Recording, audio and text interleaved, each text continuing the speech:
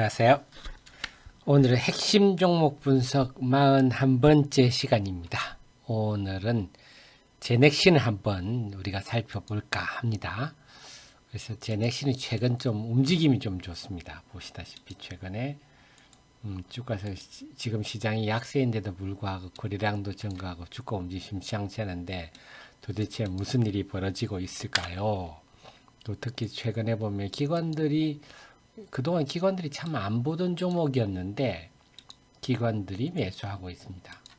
그래서 도대체 기관들이 웬일일까요? 고가주니까요. 규모도 꽤 큰 편입니다. 무슨 일일까요? 한번 살펴보겠습니다. 그래서 저는 요즘 여러분들이 너무 많이 응원을 해주셔가지고 기업 내용을 알려주셔서 너무 고맙습니다. 이런 말씀 많이 들었는데 저는 이런 분위기가 좀 확산됐으면 좋겠습니다. 우리나라의 많은 전문가, 저보다 이제 다들 어리죠. 젊은 전문가, 지망생들이 기업 내용을 공부했으면 네이버에 제 카페가 있습니다. 남다른 주식 투자의 길 하면 데일리도 있고 다 있는데 종목에서 제넥신을 한번 검색을 해보겠습니다. 제가 제넥신은 꽤 자료를 많이 썼어요. 그동안에 보면 주총 후기도 쓰고 최근에 걸 먼저 한번 보면서 설명을 드리겠습니다. 왜 이렇게 요즘 기관들이 많이 사나요? 우선 살펴보면요. 제넥신은 뭐하는 회사냐? 핵심은요. 이것저것 다 빼고 핵심은 간단히 설명드리면요. 이 하이브리드 FC 기술입니다. 요 기술입니다. 요 기술. 그러니까 지속하게 하는 약물을 지속하게 하는 기술이다. 이렇게 보시면 됩니다. 이걸 가지고 인터루킨이라는 물질을 가지고 지금 하고 있는 건데 설명을 드리면요. 간단히 설명드리면 자, 우리 몸에 인터루킨이라는 게 어떤 거냐면요. 인터루킨이라는 게 몸에 있는 간단히 말씀드리면 T세포, 면역세포 아닙니까? 우리 몸에는요. 백혈구가 있습니다. 간단히 설명드릴게요. 백혈구가 있는데 이게 이제 면역세포하고 이제 뭐 크게 보면 식균세포 이렇게 나누시자고요. 크게 보면 이렇게 나눌 수 있습니다. 면역세포에는 우리는 T세포, B세포, 뭐 NK세포 이런 것들이 있고요. 식균세포는 뭐 단구, 그 다음에 과립구 이런 게 있습니다. 과립구는 여러분 좀 들어보셨죠? 뭐 호산구, 호준구, 호중구 감소증 이런 거 많이 들어보셨지 않습니까? 호염구 이런 것들이 있습니다. 그래서 이런 것들이 백혈구를 구성해서 우리 몸에 박테리아나 바이러스 들어오면 작살을 내는구나. 이번에 코로나 19 같은 바이러스가 들어오면 일단 T세포가 먼저 출격을 합니다. 가가지고 탐색을 합니다. 야, 너 주민증 좀 까봐. 너 전에 왔던 적 있어? 예, 전에 왔던데요. 그러면 이미 만들어진 항체가 있습니까? 항체로 반드시 작살을 내는데 바이러스는 항상 바뀌지 않습니까? 그래서 처음 보는 놈인데 이러면서 서로 좀 싸우죠. 싸우고 피해도 좀 있고 그래서 항체가 만들어지고 이런 거죠. 우리 몸에는 이 면역세포, 백혈구가 있어 면역 기능이 있어서 코로나 바이러스로는 건강한 사람 절대 죽지 않습니다. 우리 인체가 이렇습니다. 어쨌거나 자, 이 T세포입니다. T세포. 이 면역세포 중에 하나다 보시면 되는데 이 T세포를 활성화하는 물질이다.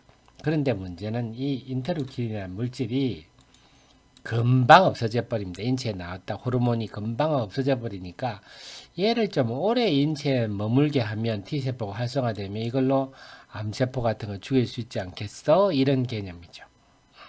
그래서 지금 여기서 하고 있는 GX 제넥시니까 GX죠. I7 이게 이제 하이루킨 7이라고도 얘기를 하는데 결국 인터루킨 7 플러스 하이브리드 FC 한 거죠. 이 기술을 결합한 거 인터루킨을 지속시키는 기술을 한 겁니다. 그렇게 보시면 되고 그래서 이게 그동안 이론만 존재했는데 지난번에 드디어 고영암 1비상을 했습니다. 임상을 했습니다. 이게 의미가 굉장히 컸었는데요. 뭐냐, 고형암이란 거는 어느 반대 개념이냐면, 고형암은 솔리드 아니에요, 솔리드. 고체입니다. 딱딱한 거. 그러니까 리퀴드 개념하고 반대 개념이죠. 리퀴드. 그러니까 요거는 이제 백혈병 같은 거죠. 이제 혈액암. 그래, 혈액암 같은 거에 대한 상대 개념이다 보시면 됩니다. 네, 그렇군요. 그래서 면역항암 학회에서 작년 11월 8일 발표를 해. 이게 왜 의미가 있습니까? 지금까지는 환자 대상으로 하지는 않았었거든요. 환자 대상으로 처음으로 이 하이루킨 세븐을 해봤습니다. 해봤더니 결과가 좋았습니다. 그래서 T세포가 증가했고 트래그라고 해서 이건 T세포를 좀 억제하는 게 있거든요. 얘 증가는 하지 않았다. 결국 T세포가 증가했다 하는 겁니다. 환자를 대상으로 해가지고 T세포가 증가하면 당연히 이렇게 되면 첫째는 단독으로 하면요. 환자한테 암세포를 줄일 수도 있겠다. 공격해서. 두 번째 병용 임상도 가능하겠죠. 지금 면역치료제 같은 거 잘 듣지도 않는데 이걸로 같이 쓰면 T세포가 증가하면 면역치료제도 효과가 배가 될 수 있겠다. 그래서 산독과 병용에 다 긍정적일 수 있겠다. 상당히 의미 있는 결과가 나왔는데 주가는 반영이 안 됐습니다. 이게 지금 핵심이고요. 그 다음에 최근에 저는 이번에 주가 오른 배경은 이걸로 봅니다. 인성장 호르몬. 애들 키 안 크는 거. 키 안 크는 거 키 크게 하는 건데요. 일종의 단백질 치료제죠.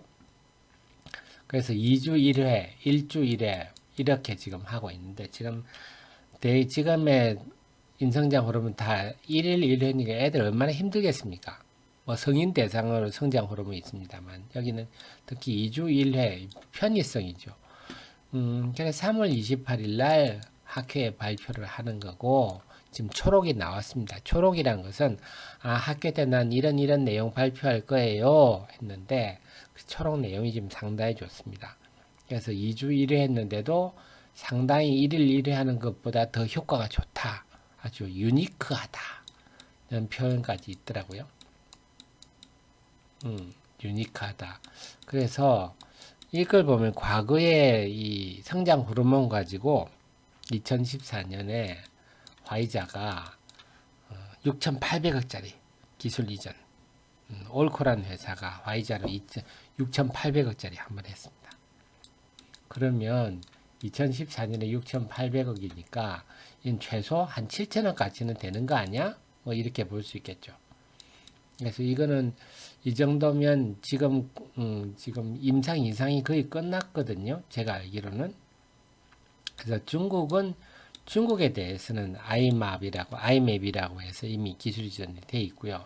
중국을 제외한 지역에 대해서는 기술 이전이 가능하겠다. 그래서 이상을 일단 마친 상황이라서 지금 좀 기대가 돼요. 그래서 최근에 주가 오르는 거는 3월 28일 학회를 앞두고 초록이 공개되면서 하이트로핀, GXH9 이 성장 호르몬 부분이 좀 시장에 먹히는 게 아닌가 저는 그렇게 좀 생각을 합니다. 자, 그 다음에 자궁경부암 백신도 하는데 이거는 회사에서 별로 뜻이 없어 보입니다. 제가 보기엔 자궁경부암 백신은 좀 뜻이 없어 보이고 그 다음에 지난번에 작년에 툴젠하고 합병하려다가 힘들었죠. 못했죠. 주가 때문에. 근데 언제든지 다시 할 수는 있겠죠. 주가만 되면, 상황만 되면. 그럼 툴젠이 왜 이 난립니까? 유전자 가위란 게 도대체 뭡니까? 자, 이 부분도 간단히 설명드리면요. 제가 지금 여러분이 아는 약은 전부 케미칼입니다. 케미칼. 개보린 같은 거. 그러니까 이건 저분자 물질이라서 소위 경구용 약, 먹는 약을 만들어서 먹으면 몸에 흡수되죠. 근데 케미칼 경구용 약 잘 안 듣습니다. 그러다 보니까 이제 바이오 의약품이 나오기 시작한 거죠. 좀 부작용도 줄이고 좀 타겟팅을 해서 우리가 일반적으로 자, 근데 이 약들은 뭐냐면요. 바이오 의약품이 대표적인 게 단백질 의약품입니다. 1세대가. 그래서 지금 여기 본 성장 호르몬도 대표적인 단백질 약이고요. 단백질 의약품이라 볼 수가 있고 또 우리 뭐 인슐린 같은 것도 단백질 의약품이고 백신 같은 것도 이렇죠. 자, 그 다음에는 이제 그 다음 면역 항체 의약품 이런 거. 이게 그 다음 단계죠. 점점 발전한 항체의약품은 뭐 면역 억제제, 면역 항암제 이런 게 대표적인 항체의약품인데, 자 이것들은 뭐냐? 우리가 병이라고 하면요, 우리 몸에 해로운 단백질이 과다 발현되는 걸 병이라고 합니다. 그래서 이 단백질을 어떻게 얘를 좀 제거하자, 이런 게 이런 개념이거든요. 이런 야의 개념인데, 문제는 이 단백질에 접근이 되고 우리가 일반적으로 우리 몸에 DNA가 한 2, 3만 개 되는데, 여기서 한 10%에서 15% 정도의 DNA만 우리가 접근이 가능합니다. 여기서 약되는 게 하늘의 별 따기 아닙니까? 그래서 지금 사실 우리가 알고 있는 약이라는 게 별로 효과가 없습니다. 힘드니까요. 그래서 그 다음 한 게, 이제 야 이래가 안 되겠다. 그 전 단계, 아예 RNA나 DNA 단계에서 우리 몸에 만약에 해로운 단백질을 전부 다 작살낼 수 있는 그런 단백질을 발현시킨다든지 하면 되지 않겠어? 그러면 뭐 모든 이론적으로 2, 3만 개 DNA에 모두 접근이 가능하니까 되지 않겠어? 이래서 이제 지금 DNA 치료제, RNA 치료가 각광을 받고 있고요.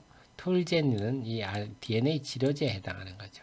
DNA를 자르고 막 넣고, 그래서 우리 DNA 우리가 염기설 이런 것들을 막 자르고 넣고 해가지고 나쁜 건 자르고 막 이렇게 해서 아예 병을 근본적으로 치료하겠다.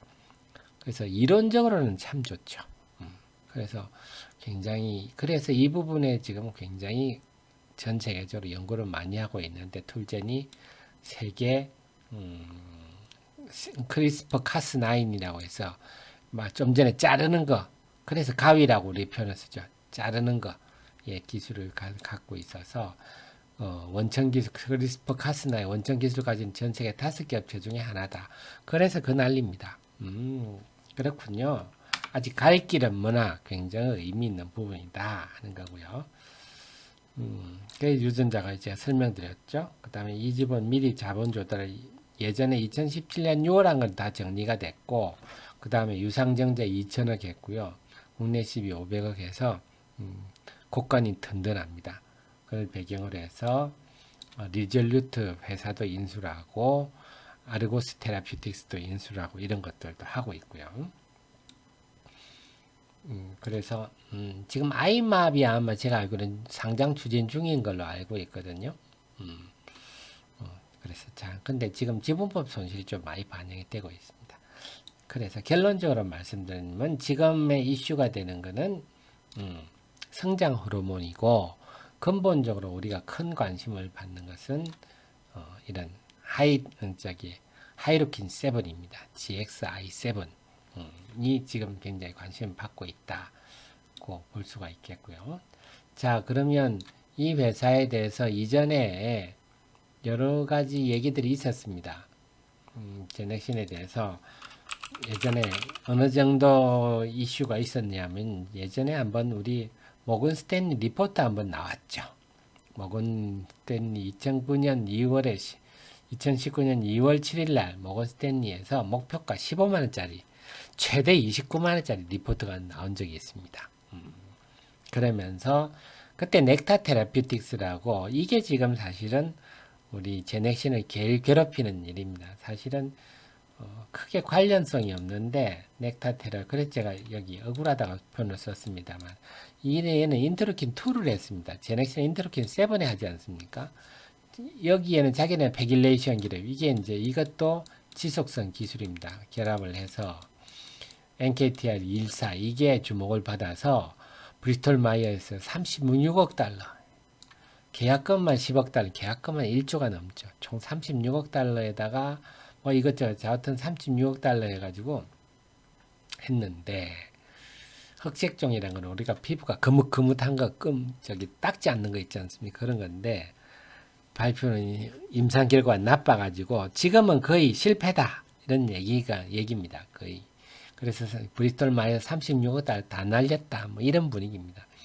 그러니까 지금 인터루킨 7하고 인터루킨 2하고는 전혀 다른 영역인데도 인터루킨이라는 이유만으로도 지금 빅파머들이 깜짝깜짝 놀라는 거죠. 그래서 사실은 도매금으로 이렇게 넘어가는 상황 이런 게 있었는데 어쨌거나 그런 상황인데 그 와중에 모건 스탠리에서 목표가 29만 원짜리 최대 29만 원짜리 15만 원짜리 리포트가 나오면서 그때 한번 이슈가 됐었죠. 그래서 차별하게 하이루킨 좀 전에 말씀드렸던 인터루킨 7을 우리 아이브리드 FC 기술을 결합한 게 한 적게는 1조 1천억에서 많게는 6조 2천억까지 된다. 이런 내용이었습니다. 이런 것도 한번 있었군요.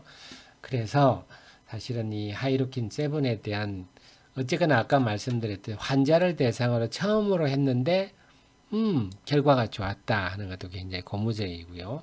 이번에 인성장 호르몬은 임상 이상이 끝난 상황입니다. 3상 직전이라서 그런데 그 내용이 좋으니까 그런 이유 때문에 지금 오르고 있지 않느냐 저는 그렇게 판단이 됩니다.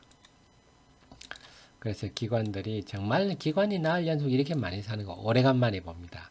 지금 시장이 문제죠. 시장이 지금 완전 엉망 아닙니까? 지금 제가 지금 보니까요. 나스닥 지수가 오늘도 지금 벌써 2%, 2.5% 떨어지네요. 그럼 나스닥이 지금 얼마나 떨어졌습니까? 와, 참 미국 증시도 냄비 증시입니다. 나스닥을 한번 보시면요. 여기 나스닥을 한번 봐야 되군요. 나스닥의 차트를 한번 볼까요? 지금 뭐 미국 증시 난립니다. 며칠 때 기술적 반등도 못하고 고꾸라지네요. 이런 폭락장이고 우리나라 시장도 지금 워낙 안 좋아서 그게 문제입니다. 우리나라 시장이 지금 워낙 안 좋아서 우리나라 시장도 지금 고목나무에 매미 걸려 있지 않습니까? 꼭 더 떨어지려고 폼 잡고 있는데 이런 상황이 좀 아쉽지만은 그 와중에 제넥신의 기관 매수세는 상당히 좀 의미가 있다고 보여지고요. 시장이 안정되면 굉장히 두각을 내밀 수 있다. 주가는 거의 바닥권입니다. 주가는 거의 바닥권이고요. 과거에 12만 원대 이렇게도 갔다가 12만 원대도 갔다가 지금 완전 떨어져서 완전 바닥권에 와 있는데 제가 볼 때는 주가는 지금 부담이 없다. 그래서 바닥권에 고개를 드는데 그 고개를 드늘게 하는 게 기관들의 매수 때문이다 하는 점에서 이번 상승은 좀 의미 있는 대목이다. 크게 오른 것도 아니고요. 워낙 안 움직이니까 조금만 올라도 이렇게 봉이 크게 보이는데 그래서 이 이유는 그런 게 있군요 생각하고 시장만 좀 안정이 된다면 바이오주 중에는 제일 먼저 선두로 해서 오를 만한 주식이다. 그래서 머릿속에 넣어주시고 전체 시장이 안정되는지 파악하면서 대응하시는 게 좋겠습니다. 오늘은 41번째 시간 제넥신 보셨고요. 도움이 된다고 판단하셨으면 꼭 좋아요 눌러주십시오. 고맙습니다. 저는 또 다음 42번째 시간에 또 찾아뵙겠습니다. 감사합니다.